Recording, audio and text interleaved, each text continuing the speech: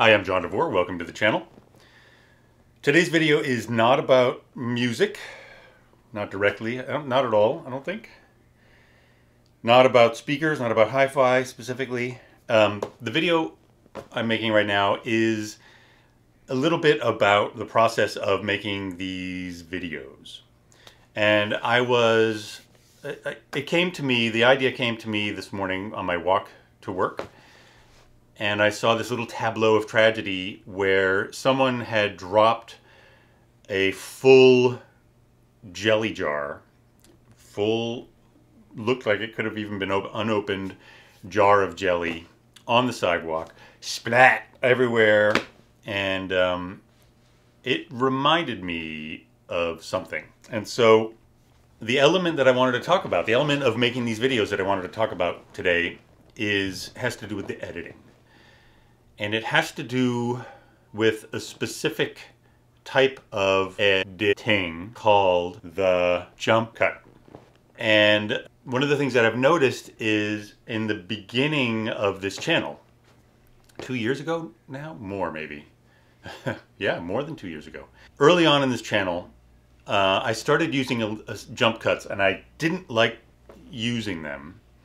And I noticed that I would get some comments from people about the jump cuts saying that that's unwatchable, it makes me stressed out, and all this kind of stuff. And I totally got it. But in order to talk about them a little bit and why they happen and what they are, I want to go back to the reason that that shattered jelly jar of dreams reminded me of this story. And so, as I've talked about before, I went to art school, and in art school, I was in art school in the 80s, starting in 1984. So this is video was around, but video was, by today's standards, quite primitive. If you wanted to shoot video, you needed a big, like a big shoulder-mounted camcorder, and then you had to have this huge harness of batteries. It weighed pounds and pounds and pounds and pounds. This idea that you can shoot beautiful HD video with something that you can also make a telephone call with is just mind-boggling for somebody living in 1984. While I was in art school, I did everything I could to take as many different courses as I could, because the resources that were open to me were awesome. I mean, it was heaven. Really, it was amazing. I loved it. So I took ceramics and sculpture and painting and drawing and printmaking and photography and filmmaking. I took some filmmaking classes, and in film one, I remember one assignment that I absolutely loved is an assignment that was called synthetic continuity. And synthetic continuity, it's about editing, and specifically in this case, it was about editing. And what synthetic continuity does, it's about using editing to connect two things that are not the same, not similar, not in the same place, that are different actions, and somehow by using editing, combine them so that they become a continuous flow of action. And so, just as an example, I'll talk about my assignment, which again, I loved doing this. It sticks out in my mind as one of my favorite things from the film courses that I took. And of course, I was an audiophile at the time, and I had a good relationship. I was buddies with the guys at one of my local hi-fi stores in Providence, Rhode Island, and they were eternally patient with me. I think the only thing I ever bought from them was a CD player. So what I did is, my film that I handed in for the project started out with somebody turning on a hi-fi system. I don't remember the specifics. This is something, eventually I'm gonna convert all of the film that I made, all the films that I made in school, and actually before school I did a bunch of animation and shit like that. Eventually I'm gonna get all that stuff converted to digital, but I haven't done it yet. So I haven't seen any of these things in decades. But essentially, it was somebody was turning on their hi-fi. So it has a finger pushing the on button, and then all of these meters come on. And the meters I shot all over the place. So I shot my cassette deck coming on, I shot various lights turning on my amplifier, Then I went to the hi-fi stores and I took film of all of the anything that had a meteor or a cool light show, and when it turned on, I filmed. And so in the end cut, this person turns on a button and all of these lights start lighting up. And the synthetic continuity of that moment was the fact that none of these lights were in the same place. None of them were controlled by that one button. And yet, when edited together, that button turned on basically this light show.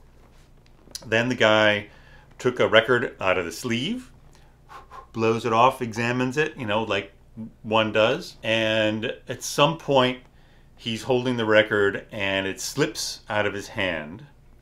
And then I filmed numerous shots of the record falling. So the record appears to fall in the end film. It appears to fall way farther from a much higher distance than it could ever be falling from this guy just holding it and dropping it by accident.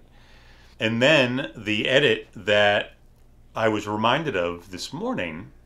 So I went out to the supermarket and bought a big generic jar of grape jelly, and it was a huge jar. It was a jar like this big, and it was a generic brand. And I took a shot of that jelly jar falling and smashing on the sidewalk, and it just went blah! It was just, jelly everywhere. Very dramatic. And I cut that with the record falling. And in class, when I handed it in, and the professor was doing the critiques on everyone's entries, he rocked back and forth on that edit so many times. Rocked back and forth. Record falling, blam, turning into grape jelly, blam, jelly going up into the record, back and down. He had this, he had a special projector that he could rock back and forth and go at slow and fast. And he said it was the best edit he had ever seen in Film 1 synthetic continuity assignment.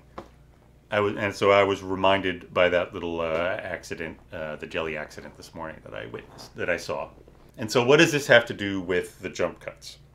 That's a great question. What it has to do with the jump cuts is that a jump cut is almost the opposite of what those synthetic continuity edits are. So rather than trying to put two unrelated, disparate elements together to tell a continuous story, a jump cut is essentially a cut that is abrupt, that is obvious. It's not hidden in any way. It's not trying to be sneaky particularly. And probably the subject matter in the cut is going to be obviously edited. It's going to be clear to anyone watching that it's not one continuous flowing take. And I do jump cuts in my videos, and it took me a little while to accept the fact that jump cuts are now normal.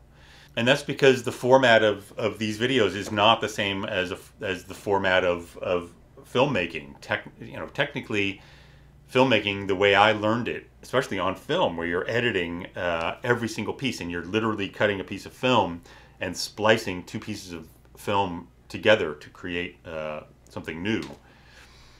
In video, it's not the same, and especially in the YouTube age and these sort of like these weekly videos that are not necessarily about the craft of the video themselves, it's really more about the content. These talking heads, like this is me, I'm a talking head. And I do it because I am trying my hardest to keep these videos as concise, as short and concise and clear as I can possibly do that. And one of the things that I have to do in these videos is because I have a tendency to go on these long sidetracks. So, for example, I've always grown up around cats. Here's Roxy. Come on. No, she's not going to come up.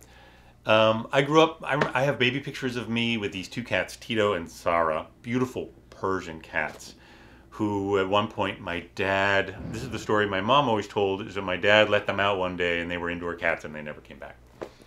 But then the cat that I remember and that I grew up with, this is a cat that he lived to be 24. He lived to be 24 years old, and I named him Joey.